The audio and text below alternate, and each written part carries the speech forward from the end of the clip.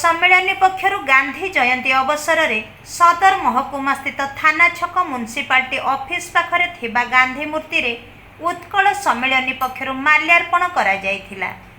एही कार्यक्रम रे उत्कल सम्मेलन सामाजिक कर्मी श्री गोविंद ओझा, जगतसिंहपुर शाखा सभापति और आईनजीवी श्री शिव प्रसाद माझी, जिला संपादक श्री दुर्योधन महारणा, जुग्म संपादक श्री आत्रत्राणपति, समाजसेवी श्री रवींद्र महांती, श्री पंचानन मल्लिक, अन्यान्य कर्मकर्ता माने जोग देइथिले।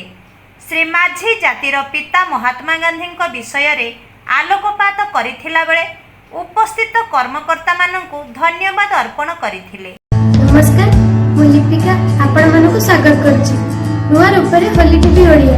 होली टीवी ओडिया सहित जोड़िया पाई आपण माने लाइक करंतु, सब्सक्राइब करंतु, शेयर करंतु। उत्कल सम्मेलन जिला शाखार तरफरु गांधी जयंती और शास्त्री जयंती पालन करा एथिरे जिला सभापति, संपादक, उपसभापति अन्यान्य कर्मकर्ता और सदस्य माने रही गांधीजी उपर आलोकपात करते।